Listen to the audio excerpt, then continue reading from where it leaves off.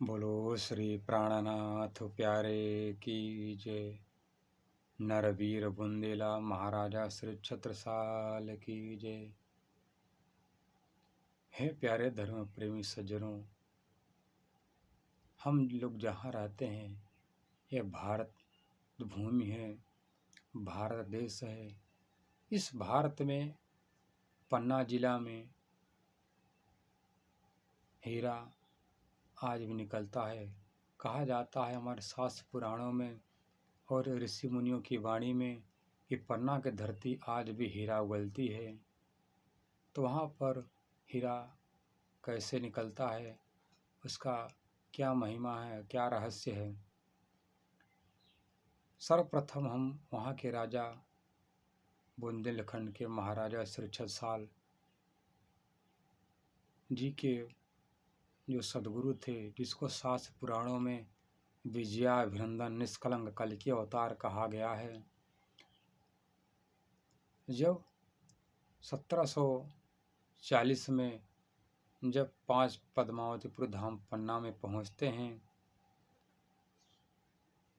तो वहाँ पर उनसे महाराजा छत्रसाल से मुलाकात होती है। महाराजा छत्रसाल जी ने उनको परमात्मा पूर्ण ब्रह्म सच्चिदानंद अक्षरातीत मान करके अपने घर ले आते हैं और उनकी आरती पूर्ण ब्रह्म से न्यारे की आरती करते हैं। 3 वर्ष तक अपने घर पन्ना जी में उनका स्वागत सत्कार करते हैं, श्रृंगार कराते हैं। एक दिन की बात है, उनके जितने भी दरबारी लोग थे सबके मन में यही संशय था कि प्राणनाथ जी के अंदर कोई ऐसा चमत्कार करने में शक्ति है, ऐसा इनके पास कोई रसायन विद्या है जिसके कारण से 5000 शिष्यों के सहित समस्त सुंदर साथ का खर्चा चलाते हैं। जब ये बात महाराजा श्री छत्रसाल जी को पता चले तो छत्रसाल जी के मन में भी ये बात आई कि मेरे पास से एक पैसा जा नहीं रहा है।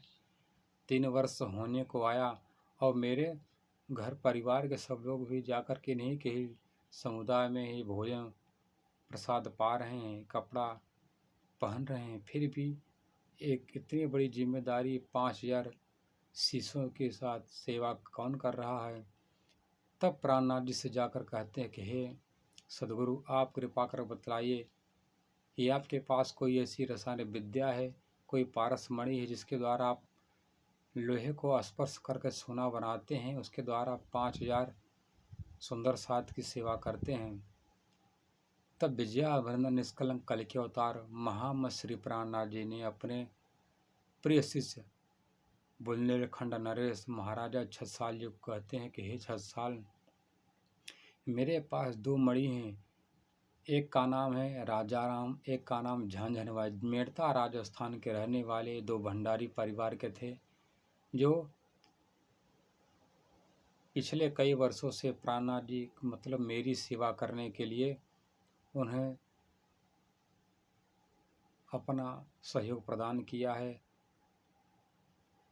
तो उस जब बात सुनते हैं तो महाराज छत्रसाल जी को इस बात का पता चला कि इनके पास कोई मणि नहीं है, कोई बाहर का शिष्य इनका सेवा कर रहा है, इनका सुंदर सा सेवा कर रहा है, मेरे पास किस काम का है सेवा।